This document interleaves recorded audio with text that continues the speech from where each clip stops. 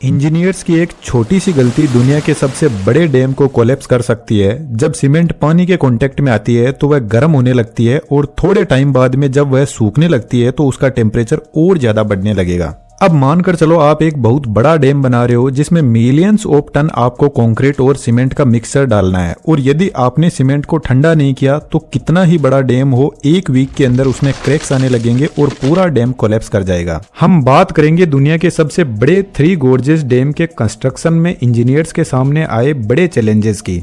यह डैम चीन में यंगटजे रिवर पे बना हुआ है। 2012 में यह डैम पूरा फंक्शनल हो गया और चीन ने इस डैम को बहुत ही डीप इंजीनियरिंग के साथ में बनाया, जिसकी वजह से इस डैम की एज लगभग 10,000 साल बताई जा रही है।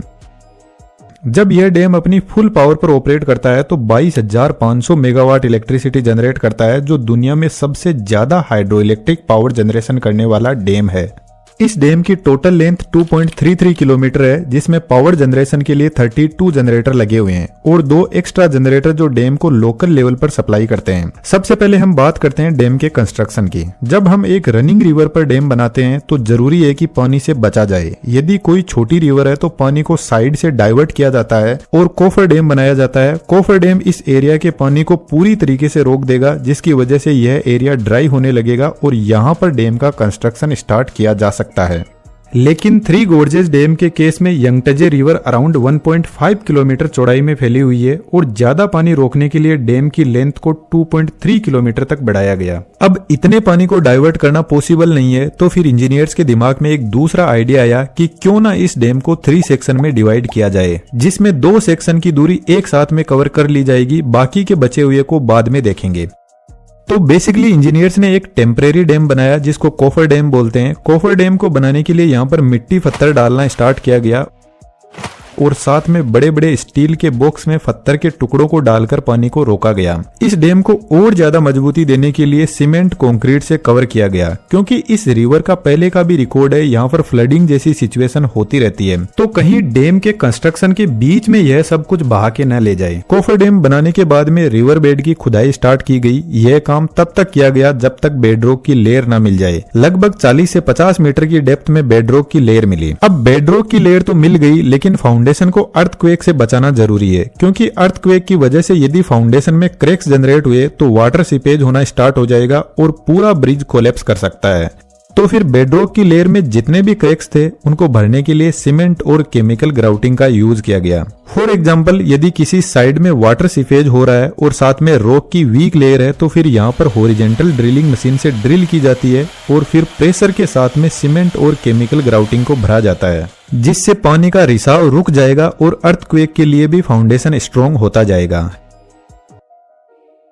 लेकिन डैम के कंस्ट्रक्शन में एक सबसे बड़ी प्रॉब्लम होती है, रिवर में जो पानी का फ्लो हो रहा है वह अर्थ के नीचे से भी कई लेयर से फ्लो होता है, तो बहुत मुश्किल है कि हम डैम के नीचे से जो पानी फ्लो हो रहा है उसको कंप्लीटली रोक पाए। तो फिर पानी से पंगा लेने से अच्छा है जो पानी डैम के फाउंडेशन के नीचे से सीपेज हो रहा है उसको एक प्रॉपर रास्ता दे दिया जाए। तो इसके लिए बेडरॉक की लेयर में वर्टिकल बोर होल किए जाते हैं। अब जो पानी लेयर में मुश्किल से फ्लो हो रहा था उसको बोर होल की वजह से एक रास्ता मिल जाएगा और इधर से पानी आने लगेगा। लेकिन हमें मल्टीपल बोर होल करने होंगे, क्योंकि एक बोर होल पूरे एरिया का पानी बाहर नहीं निकाल सकता, और फिर इन सभी बोर होल को एक सेंट्रलाइज्ड ड्रेनेज सिस्टम से कनेक्ट किया जाता है। यह सब होने के बाद में स्टील रीइंफोर्समेंट बार का ग्रिड पैटर्न सेट किया जाता है और फिर यहाँ पे डैम का फाउंडेशन बनना स्टार्ट होता है। 3 गॉर्जेस डैम का बेस 115 मीटर वाइड है, तो यहाँ पर एक साथ में कंक्रीट और सीमेंट को भरना बहुत रिस्की हो सकता है, क्योंकि सीमेंट जब पानी के कांटेक्ट में आती है तो उसका टेम्परेचर इंक्रीज होने लगता है और जैसे जैसे सीमेंट सूखने लगेगी तो उसका टेम्परेचर और ज्यादा बढ़ने लगेगा और यहाँ पर हाई टेम्परेचर फाउंडेशन में क्रैक्स जनरेट कर सकता है, जिसकी वजह से कितना भी बड़ा डैम हो वह कुछ ही दिनों में कोलैप्स कर जाएगा।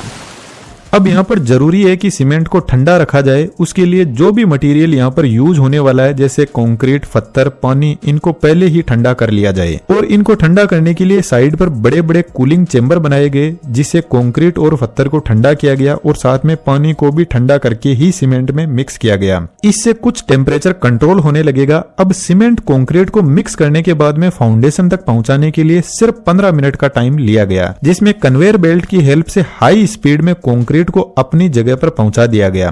क्योंकि यदि यहाँ पर ज्यादा टाइम लग गया तो सीमेंट सूखने लगेगी और उसकी पकड़ कम होने लग जाएगी। अब जो कंक्रीट को कूल करने के लिए प्रोसेस काम में ली गई है यह सफिशिएंट नहीं है, क्योंकि यहाँ पर जितने भी ट्रीटमेंट किए गए हैं यह सब हमने फाउंडेशन में सीमेंट भरने से पहले कर लिए। तो जरूरी है कि फाउंडेशन बनने के बाद में भी उसको कूलिंग प्रोवाइड की जाए। तो इसके लिए सबसे पहले फाउंडेशन का तरीका ही बदला गया। फाउंडेशन को पूरा एक साथ में ना बनाकर उसको ब्लॉक में बनाया गया और जब एक ब्लॉक सूख गया तो फिर दूसरे का कंस्ट्रक्शन स्टार्ट किया गया और साथ में पानी के पाइपलाइन फाउंडेशन के अंदर सेट किए गए, जहां से ठंडे पानी को तब तक फ्लो करवाया गया जब तक सीमेंट पूरी मजबूती से सेट ना हो जाए। इस तरीके से डैम का कंस्ट्रक्शन चलता गया और एक साइड का डैम बनकर तैयार हो गया। आपको जानकर हैरानी होगी, इस डैम की टोटल हाइट 175 मीटर है और टॉप से इसकी विड्थ 40 मीटर की है। अब डैम का रेगुलर मेंटेनेंस होना जरूरी है और उसके लिए यहाँ पर गैलरी बनाए जाते हैं। इन गैलरी का प्राइमरी काम होता है जो वाटर सीपेज ब्रिज के फाउंडेशन के नीचे से आ रहा है उसको कंट्रोल्ड वे में बाहर भेजना और मेंटेनेंस के काम के लिए जगह प्रोवाइड करवाना। जब हाफ डैम बनकर तैयार हो जाता है तो अब सही टाइम है कोफर डैम को हटाने का। लेकिन इस डैम को कंक्रीट की हेल्प से मजबूती से बनाया गया था तो इसके अंदर ब्लास्ट करवाए जाते हैं और डैम को तोड़ा जाता है। अब बारी है बचे हुए थर्ड सेक्शन को बनाने की, लेकिन यहाँ पर सबसे बड़ी प्रॉब्लम है कि पानी को कैसे मैनेज किया जाए। यहाँ पर एक छोटा सा कंसेप्ट और आता है स्किल्स का। यदि आप इंटरेस्टेड हो अपनी क्रिएटिविटी को बढ़ाने में तो 3D एनिमेशन एक बेस्ट अपॉर्चुनिटी है। आप साइड में थोड़ा टाइम देते हुए इसमें बहुत कुछ अच्छा कर सकते हो। और अभी तो AI का भी अच्छा सपोर्ट है। हमारे एडवांस 3D एनिमेशन के कोर्स में स्टेप बाय स्टेप एक कंप्लीट वीडियो प्रोडक्शन की प्रोसेस में 3D एनिमेशन की किन किन स्टेज से होकर गुजरते हैं उनको पूरा डिटेल से एक्सप्लेन किया गया है। डिस्क्रिप्शन में डिटेल्स अवेलेबल है, जरूर से चेकआउट कीजिएगा। अब वापस टॉपिक पर आते हैं। अभी तक इंजीनियर्स ने डैम के 2 सेक्शन एक साथ में बना लिए और यह जो सेक्शन है इसमें 46 स्पिलवे लगे हुए हैं जिससे पानी को पास किया जा सकता है। तो इन चैनल को ओपन कर दिया गया और जैसे ही पानी का लेवल नीचे आया तो फिर इधर साइड में हेवी मात्रा में टन्स ऑफ अर्थ मटेरियल जैसे मिट्टी, पत्थर, चट्टानों के टुकड़े डाले गए और इस लेवल को ऊपर लाया गया और फिर पानी को कंप्लीटली रोकने के लिए अब की बार कंक्रीट का कोफर डैम बनाया गया। और सेम ही तरीके से राइट साइड का सेक्शन बनकर तैयार हुआ। ठीक इसी तरीके से लेफ्ट साइड के सेक्शन भी बनकर तैयार हुए। इंटरेस्टिंगली जब यह डैम बनकर तैयार हुआ तो इसमें total 280 million cubic ton cement concrete का मिक्सचर यूज हुआ। अब बारी है इस कोफर डैम को तोड़ने की। तो इस डैम को बहुत ही सावधानी से हटाना होगा, अदरवाइज पानी का हाई प्रेशर यदि एकदम से डैम पर लगा तो यह इसके स्ट्रक्चर को नुकसान पहुंचा सकता है। तो सबसे पहले डैम को तोड़ने के लिए कुछ ऐसे छोटे छोटे रास्ते बनाए गए ताकि डैम के पास में पानी का प्रेशर धीरे धीरे इंक्रीज हो। और फिर जब पानी का सफिशिएंट प्रेशर क्रिएट हो गया तो यहाँ पर डायनामाइट लगाकर ब्लास्ट करवाए गए और पूरे डैम को हटा दिया गया। लेकिन आपको क्या लगता है डैम का कंस्ट्रक्शन इतना आसान है? यहाँ पर चैलेंजेस आना अब स्टार्ट होंगे। सबसे पहला चैलेंज तो यह आया कि यह मोस्ट बिजिएस्ट रूट है कार्गो शिप के लिए। तो चीन इतना पागल नहीं है कि वह डैम बनाकर अपना बिजनेस ही खराब कर ले। तो इंजीनियर्स ने एक ब्रिलियंट आइडिया निकाला। बड़े कार्गो शिप को पास करवाने के लिए एक रास्ता बनाया गया जो एक 5 स्टेज शिप लॉकिंग मैकेनिज्म है। यहाँ पर हर एक स्टेज की लेंथ 280 मीटर है और विड्थ 34 मीटर है। तो यहाँ से बड़े कार्गो शिप को पास किया जा सकता है। फॉर एग्जाम्पल जैसे कोई कार्गो शिप आता है तो कार्गो शिप को इस फर्स्ट स्टेज में लाया जाता है और फिर गेट को लॉक कर दिया जाता है। अब जो सेकंड स्टेज में पानी है उसको फर्स्ट स्टेज में छोड़ा जाता है और इसके लिए नीचे की तरफ स्लाइडिंग गेट लगे रहते हैं। तो इससे यहाँ पर धीरे धीरे फर्स्ट स्टेज में वाटर का लेवल बढ़ना स्टार्ट होगा और साथ में शिप भी ऊपर उठने लगेगा। जब दोनों स्टेज का लेवल बराबर हो जाएगा तो सेकंड स्टेज ओपन होगी और फिर शिप सेकंड स्टेज पर पहुंच जाएगा और यहाँ पर इसको लॉक कर दिया जाएगा और फिर ऊपर के स्टेज से पानी को छोड़ा जाएगा और शिप को ऊपर उठाया जाएगा। इस तरीके से शिप डैम को क्रॉस कर जाएगा। लेकिन यहाँ पर एक बहुत बड़ी प्रॉब्लम है, जो वाटर डिफरेंस है वह लगभग 113 मीटर का है। तो शिप को इतनी हाइट पर पहुंचाने में 4 घंटे का टाइम लगता है। दोस्तों आपके एक ओपिनियन की जरूरत है, कमेंट बॉक्स में जरूर से बताना। हम सोच रहे हैं कि AI के टूल्स को आपको कंप्लीट डिटेल से आपको एक लाइव क्लास में सिखाया जाए। क्या आप सीखने में इंटरेस्टेड हो तो हम क्लास ऑर्गेनाइज करवा सकते हैं। आपका ओपिनियन जरूर से बताना। अब यदि कोई क्रूज शिप है तो कपल्स घूमने आए हैं, उनका टाइम तो इन स्टेज में ही निकल जाएगा। तो इंजीनियर्स ने एक और रास्ता बनाया, और यह रास्ता देखा जाए तो एक पावरफुल लिफ्ट है जो पूरी ही शिप को उठा लेती है। और इंटरेस्टिंगली दुनिया की सबसे पावरफुल लिफ्ट इसी डैम पर बनी हुई है, जिसकी वेट लिफ्टिंग कैपेसिटी 3000 टन है। जब यहाँ पर कोई शिप आता है तो इसको शिप चेंबर में लाया जाता है और चेंबर को बंद कर दिया जाएगा। इस लिफ्ट की टोटल लेंथ 120 मीटर है और विड्थ 18 मीटर है। अब इस पूरे लिफ्ट चेंबर को ही उठाना स्टार्ट किया जाता है, और इस चेंबर के दोनों साइड में हेवी रोप लगे रहते हैं, और यह रोप ऊपर की तरफ पावरफुल पुली सिस्टम से कनेक्टेड रहते हैं। और शिप चेंबर के दूसरी साइड में वेट को बैलेंस करने के लिए हेवी काउंटर वेट लगाए जाते हैं। एक्चुअल में इस लिफ्ट में शिप चेंबर को ऊपर उठाने के लिए पावरफुल हाइड्रोलिक मोटर सिस्टम इसी शिप चेंबर पर ही लगा रहता है, जिसकी वर्किंग वाकई में बहुत इंटरेस्टिंग है। सिर्फ चेंबर के 4 पॉइंट पर पावरफुल मोटर सिस्टम लगा रहता है। यह मोटर पुली से कनेक्टेड होते हुए इस वॉर्म गियर को रोटेट करवाती है, और यह वॉर्म गियर इन थ्रेड्स में रोटेट करता है, और इस रोटेशन से इस लिफ्ट चेंबर को ऊपर की तरफ फोर्स लगता है। यह ठीक एक नट बोल्ट की तरह काम करता है। लेकिन वॉर्म गियर की सबसे अच्छी बात यह है कि यदि रस्सी टूट भी जाए तो लिफ्ट वहीं पर रुक जाएगी, नीचे नहीं गिरेगी, क्योंकि यह gear unidirectional power transfer करता है। थोड़ा इसको सिंपल करते हैं, यह दोनों नॉर्मल टीथ गियर है। यहाँ पर कोई फर्क नहीं पड़ता, कोई सा भी गियर किसी भी गियर पर पावर लगाकर रोटेट करवा सकता है एक दूसरे को। लेकिन इस वॉर्म गियर की कंडीशन में सिर्फ यह वॉर्म गियर इस रिंग गियर को रोटेट करवा सकता है, लेकिन यह रिंग गियर वापस इस वॉर्म गियर पर पावर नहीं लगा सकता, चाहिए इस पर कितना भी लोड क्यों ना हो। और ठीक ऐसा ही हमारे इस लिफ्ट में हो रहा है। अब यदि आपने थोड़ा सा भी अपना दिमाग लगाया तो यदि यह वॉर्म गियर अच्छे से काम कर रहा है तो फिर रोप का क्या काम है। यह तो अकेला ही लिफ्ट को ऊपर उठा सकता है, लेकिन असल में वॉर्म गियर का सिर्फ इतना काम है कि यह लिफ्ट को ऊपर की तरफ फोर्स लगाए, बाकी लिफ्ट का वजन रोप और काउंटर वेट ही हैंडल करते हैं। जैसे गाड़ी का इंजन गाड़ी का वेट नहीं उठाता, वह सिर्फ गाड़ी को फॉरवर्ड डायरेक्शन में मूव करवाता है। गाड़ी का वजन टायर पर होता है। अब यहाँ पर फिर से प्रॉब्लम आ जाती है, यदि रस्सी टूट जाए तो वॉर्म गियर तो अपने हाथ खड़े कर देंगे और पूरी लिफ्ट धड़ाम से नीचे गिर जाएगी। तो ऐसी इमरजेंसी सिचुएशन में यहाँ पर एक रैक बनाई जाती है जिस पर टीथ होते हैं, और इस रैक की इतनी कैपेसिटी होती है कि ये पूरी लिफ्ट का वजन उठा सकती है। और इस रैक के नीचे एक लॉकिंग मैकेनिज्म होता है जो हर टीथ पर लॉक होता जाता है, और यदि कोई फेलियर जैसी सिचुएशन हुई और लिफ्ट नीचे मूव करने लगेगी तो यह तुरंत लॉक हो जाएगा और लिफ्ट 1 इंच भी नीचे नहीं गिरेगी। यह लिफ्ट शिप चेंबर को 113 फीट तक ऊपर लेकर जाती है। अब लिफ्ट यहाँ पर पहुंचती है तो यह गेट ओपन होता है और शिप आगे की तरफ प्रस्थान करती है।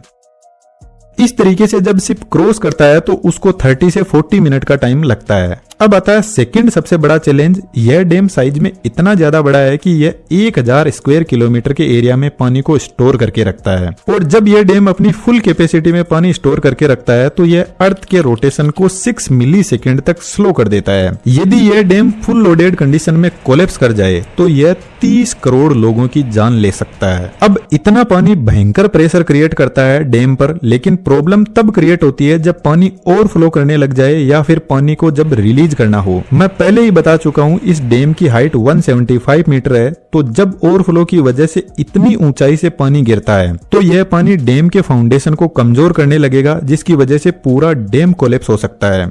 तो फिर इंजीनियर्स ने इस प्रॉब्लम को सोल्व करने के लिए 46 स्काई जंप स्पिलवे बनाए गए। तो जब भी चैनल ओपन करते हैं तो यहां से हाई प्रेशर पानी जाता है और यह स्पिलवे पानी को डैम से 100 मीटर दूरी पर फेंकते हैं, जिससे फाउंडेशन को कोई नुकसान नहीं होगा।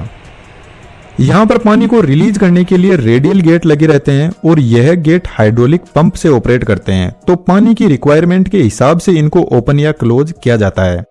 लेकिन चैलेंज नंबर 3 इंजीनियर्स का यहाँ पर वेट कर रहा था, जो एक बड़ा एनवायरमेंटल इम्पैक्ट है और उसका नाम है सेडिमेंट प्रॉब्लम। डैम का पानी लंबी दूरी तय करके आता है और यह अपने साथ में पेड़ पौधे के पत्ते, मरे हुए जानवर, कचरा पट्टी, धूल मिट्टी, कंकड़ पत्थर सब कुछ अपने साथ में ले आता है। और जैसे ही यह डैम इस पानी को रोकता है तो यह कचरा पट्टी डैम के पास में आकर इकट्ठा होने लगती है, जिसकी वजह से कई एनवायरमेंटल इम्पैक्ट होते हैं। एक तो डैम का वाटर स्टोर करने की कैपेसिटी भी कम होने लगेगी। और सबसे बड़ी प्रॉब्लम यह जो सेडिमेंट इकट्ठा हो रहा है इसमें बहुत सारे मिनरल्स होते हैं जो खेतों में एक खाद का अच्छा काम करते हैं। इस रिवर के आसपास में बहुत सारे लोग खेती करते हैं जो इस डैम के पानी पर डिपेंडेंट है। अब यह पानी तो किसानों को मिल रहा है लेकिन इसमें जो मिनरल्स उनको मिलते थे वह नहीं मिल पाते, जिसकी वजह से किसानों को बहुत ज्यादा फर्टिलाइजर जमीन में डालना पड़ता है। अब इस प्रॉब्लम का अंदाजा चीन के इंजीनियर्स को था तो इन्होंने डैम के नीचे की तरफ स्लुइस गेट बनाए जो हाइड्रोलिक सिस्टम से ऑपरेट करते हैं, और जब सेडिमेंट बहुत ज्यादा इकट्ठा हो जाता है तो इन गेट को ओपन किया जाता है जो सेडिमेंट को क्लियर भी करता है और साथ में मिनरल्स को भी फार्मर तक सप्लाई करता है।